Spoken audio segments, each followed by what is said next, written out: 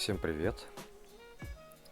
В общем, напала на меня такая ностальгия по тем временам, когда про Demon Slayer на русском ютубе вещали Толстый Тролль и Нео Алекс, God of Dead. И я решил, значит, сделать что-то подобное в разговорном стиле и персонажа показать, и немножко про игру поговорить, сделать такой обзор. Вот, возможно, у кого-то, кто будет это смотреть, появятся какие-то вопросы по игре. Может быть, пишите тогда их в комментарии, наверное, буду просматривать, заходить. Я просто на YouTube захожу достаточно редко, но буду заходить, смотреть. Если будут какие-то вопросы, буду отвечать в следующих выпусках, потому что, выпуски буду делать периодически. Вот. Так, что на данный момент?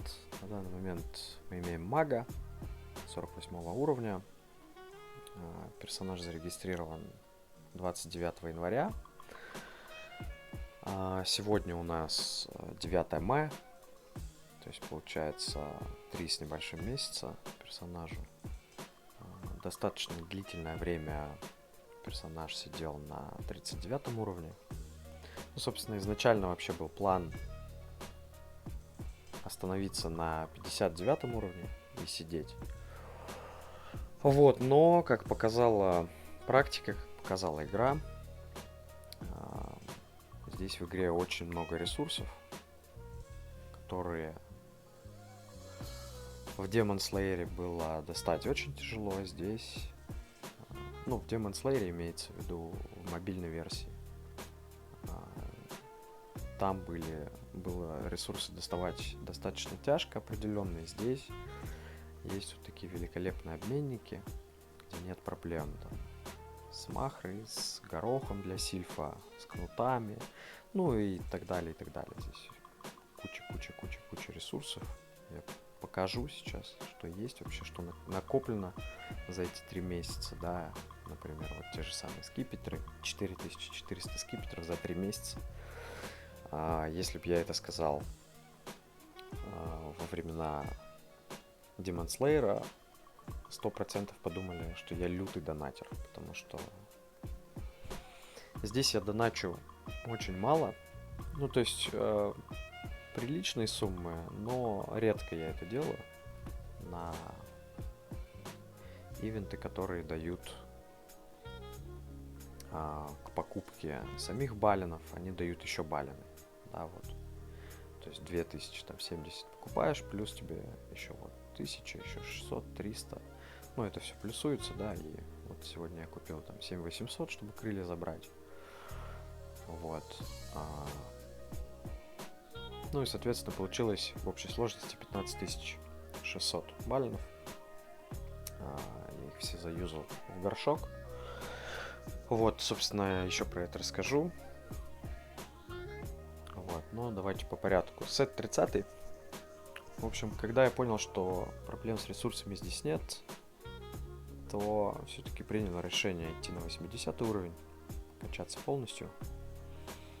Вот. И, соответственно, проходной 30 сет. 40 не делаю, чтобы сразу сделать 50, потом 60 тоже делать не буду, уже с 50 сразу на 70 перейду, и там уже буду апать на 80, потом в красный, и потом уже в золото. Камни 2 десятки упало с рулетки, а остальные это 8 и 7.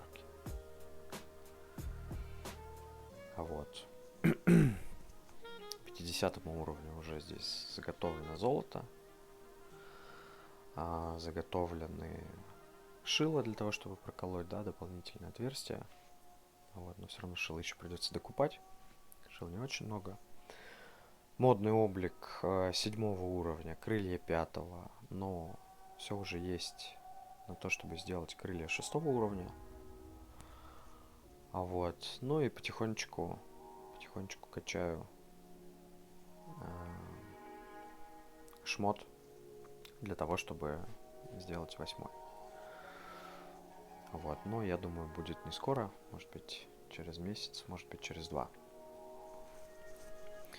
Так, по медалям. Медаль максимальная на данный момент. Что есть, что позволяет уровень. Соответственно, не понимаю, почему здесь дают так много медалей для чести, потому что нет смысла ходить на боевую зону. То есть на боевую зону ходят сейчас люди только ради ивентов. По сути, боевые зоны пустуют. Вот, но дают здесь вообще очень много ресурсов, падает. А если ты еще и донатишь, то как бы вообще нет проблем с ресурсами, ни с жетонами, ни с модными обликами, с духами моды. Сегодня вот 130 влил, опознавал броню, шапки опознанные, броню Б тоже опознавал. До А и С еще руки не дошли, но в целом крылья тоже еще не трогал. Ну, в целом где-то 350-400 модных духов влитого познания. Вот. По ивенту здесь можно посмотреть. Где он? Вижу. Вот он. 7 опознаний было сделано. 1200 купонов. Завтра должны упасть. Вот, по скиллам у персонажа все в стандарте.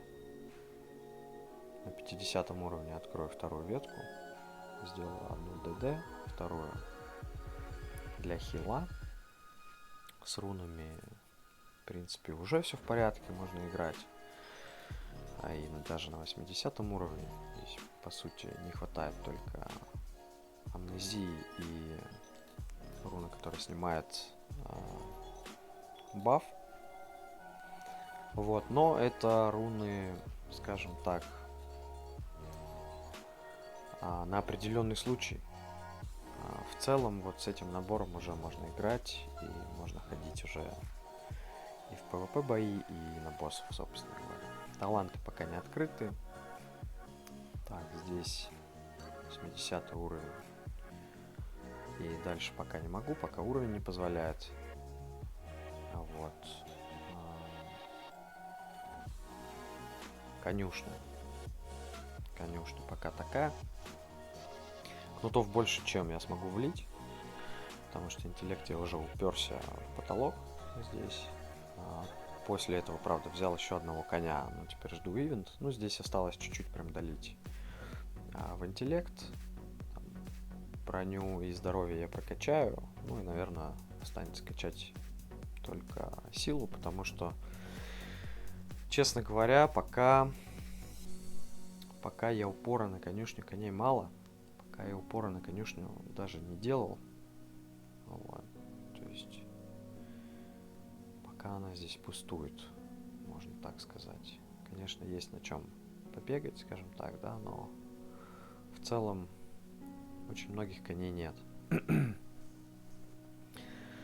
Но опять же, как я и говорил, здесь абсолютно нет проблем с тем, чтобы собирать коней, ресурсы какие-то, потому что есть даже вот такие обмены.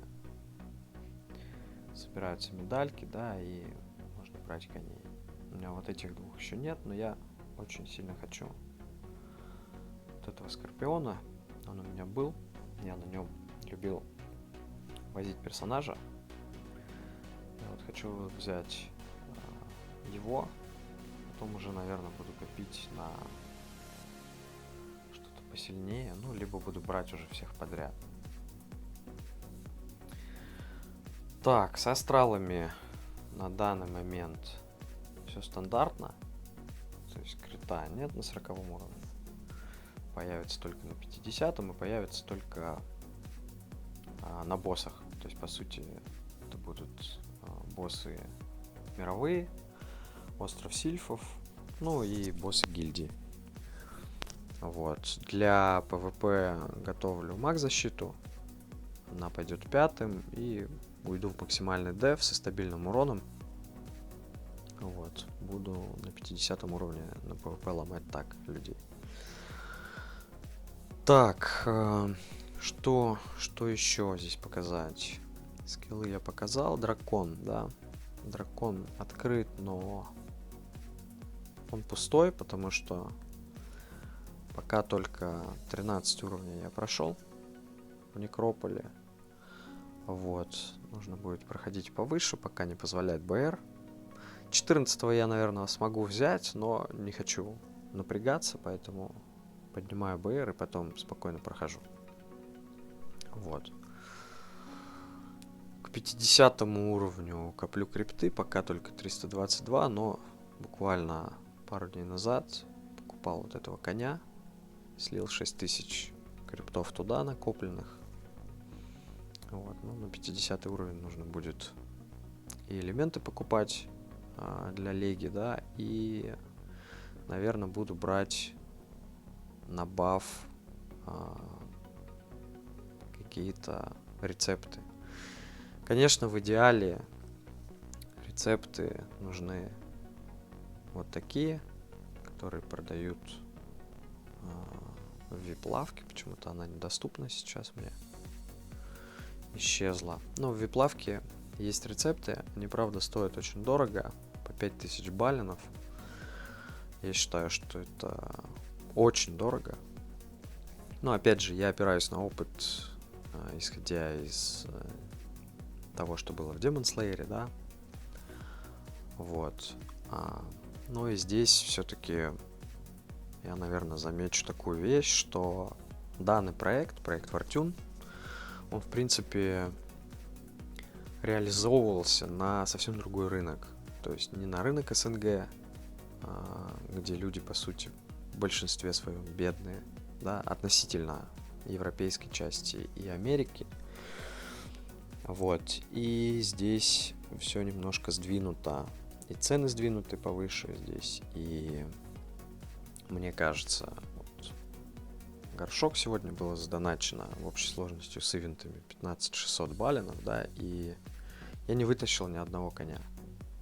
То есть, возможно, мне не повезло, да, какой-то такой рандом был.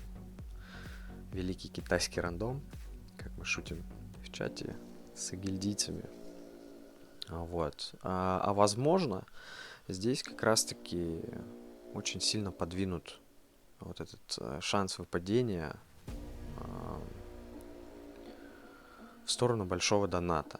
Потому что, ну, если бы я так донатил в Demon Slayer, то я со 100% гарантией мог бы сказать, что за эту сумму баллинов я бы вытащил этих коней. Вот. Но здесь, возможно, из-за того, что игра ориентирована немножко на другой рынок, на более платежеспособную аудиторию, да, если у нас американец в Нью-Йорке в среднем зарабатывает в день 400-500 долларов, это, ну, ленивый такой американец, ленивый нью-йоркерец, потому что люди на хороших должностях там получают в разы больше в день, то у нас в России это зарплата у людей в месяц. И, конечно, для того, чтобы задонатить 100 долларов американцу, напрягаться не нужно в принципе. А для человека с СНГ, да, из стран бывшего Советского Союза, это, конечно, очень большие деньги для того, чтобы донатить в игру. Возможно, из-за этого здесь как-то подвинут этот процент шансов падения. В принципе, механика-то такая в игре есть, она присутствует. То есть они могут этот процент сдвигать. Это 100%. Это мы можем наблюдать на астралах, да, когда нам нужно вытащить в ивент красный астрал. Мы сливаем там по 100, по 150 миллионов голды и можем не вытащить ни одного красного астрала. А в обычный день, когда ивентов нет, они выпадают, собственно говоря, постоянно и стабильно. Возможно, то же самое работает и с горшком. Возможно. не знаю, надо будет как-то это замерять, тестировать. Вот. Так, что еще? Что еще по персонажу рассказать, показать? Наверное, покажу все, что у меня есть в сумке. Не устану повторять, что в Артюн дают очень много ресурсов, которые в Demon Slayer достать было практически невозможно. Здесь их дают вообще на халяву. Вот. И играть веселее, на самом деле. Честно говоря, и донатить веселее. Потому что когда ты донатишь и получаешь просто кучу различных ресурсов, и шмот, и какие-то ивентовые вещи, какие-то... То есть ты донатишь один раз, а получаешь тут с разных вот ивентов. Получаешь всякие разные плюшки, и модные облики, и скипетры, и вот эти вот, не знаю, как они называются, здесь не помню. Ну, в общем, здесь с ресурсами проблем нет. И играть, развиваться, качаться, соответственно, гораздо проще. Здесь есть вот такие вот ивентовые мероприятия, причем они проходят каждый месяц. Я считаю, это вообще очень круто. И здесь очень крутые шмотки, здесь очень крутые кони. Понятное дело, что для того, чтобы забирать отсюда Одина или коня, который дает плюс 700, нужно будет по-любому поддонатить. Вот. Но в целом, даже без доната, здесь можно забирать вот таких вот коней плюс 200. Ну, при условии, если сервер работает нормально, потому что проблема, с которой сталкивались все игроки Demon Slayer, она отсюда никуда не ушла. Сервера также лагают, также отключаются, также дают какие-то возмещения. Правда, вот здесь конкретно почему-то очень часто сервера отключаются. Ну, ничего страшного в этом не вижу, на самом деле, потому что достаточно дают щедрую компенсацию. Вот. По сильфу могу сказать, что здесь нет Тора, здесь нет фриги, то есть совмещенных огонь, электричество и воздух, вода. Здесь есть только Один и Локки, соответственно. Вот он Локки, вот он Один. И так как я иду на 80-й, я понимаю, что Одина нужно будет брать по-любому. Я не знаю, получится ли у меня взять его в этот месяц, но брать его нужно будет однозначно. Потому что это, в принципе, самый сильный сильф в игре. Вот. Но и все равно нужно будет... Он нужен будет для PvP прям однозначно. Так, ну и в связи с этим, да, как нет Тора и нет фриги, нужно будет качать мне каких-то других сильфов. Я все-таки остановился на электричестве и огне. Так как Один будет, нужно будет, чтобы еще были и огонь, и электричество. Огня мы 2 раза апнем, да, он сначала превратится в пса, потом следующий уровень, не помню, как он называется. Вот. А электричество у нас апнется в Геркулеса. При всем при том, что, скорее всего, Геркулеса я возьму отсюда, уже готового. Вот. И мне останется его только в Зевса апнуть. Ну и, собственно, будет огонь, электричество и Один. То есть на сильфу план такой. Соответственно, вот с таких прекрасных обменов, как вот этот, мы отсюда дыбаем махру и горох для того, чтобы развивать сильфа.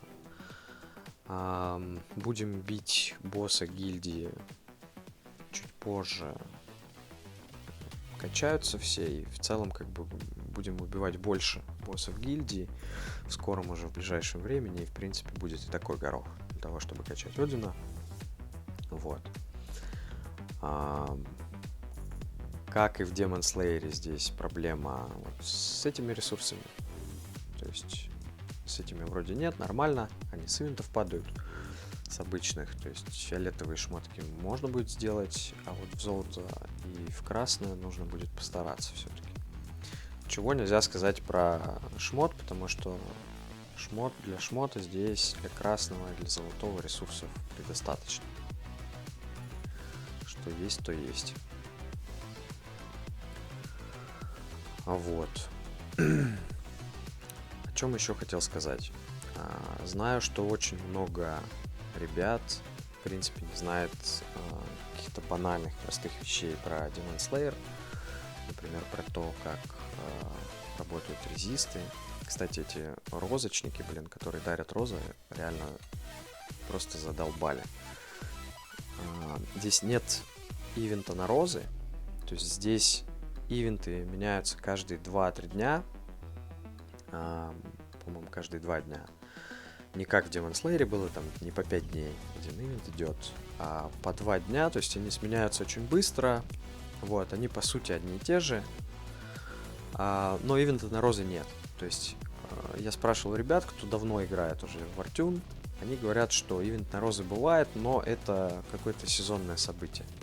То есть это какой-то такой сезонный ивент. Поэтому я, например, розы коплю. Я коплю, у меня их не очень много, но я думаю, когда будет ивент, можно будет задонатить, купить, смотря что на них можно будет вывинить. Вот, если какой-нибудь хороший конь, который будет давать больше, чем плюс 200, то можно и... В общем, ребята здесь дарят розы, и от этого очень сильно подлагивает сервер, особенно когда их много. И это прям какой-то пипец. Вот. Возвращаясь к теме об игроках, которые играют в Артюн. Многие играют впервые, многие не играли в Demon Slayer. Вот. Но даже среди тех, кто играл в Demon Slayer, очень много ребят не знают всяких разных игровых хитростей, игровых тонкостей, механик. Например, про то, как работают резисты. Мне они еще недоступны, не могу показать. Но, в общем, если у кого-то какие-то есть вопросы по игре, вы, наверное, пишите в комментариях. Хотя, наверное, это видео не будет большое количество людей смотреть. Но в любом случае, если вы там вдруг случайно наткнулись на это видео, у вас есть вопрос, можете написать. Я на YouTube бываю достаточно редко, но по возможности буду записывать что-то, на какие-то вопросы отвечать. Ну и в целом, возможно, буду делать какие-то мини-гайды, потому что, честно говоря, как уже сказал в начале видео, заностальгировал по временам, когда можно было заходить и смотреть гайды Толстого Тролля. Вот. Гайды Нью Алекса. Это, конечно, было здорово. Ну, для всех любителей и фанатов этой игры это было, конечно, очень круто. Поэтому я, конечно, не Толстый Тролль и не Нью Алекс. Те ребята эту игру, мне кажется, разобрали вообще на пиксели, все показали уже как только можно. И до сих пор к их гайдам можно обращаться, они до сих пор актуальны. Вот. Но попробую что-то записывать. В любом случае записываю это для себя. Вот. Но, возможно, это также будет кому-то полезно. Так, ну, наверное, это все, что я хотел показать. Больше тут особо показывать нечего. Вот. Все то же самое. Все так же работает, как и работало в Demon Slayer. Вот.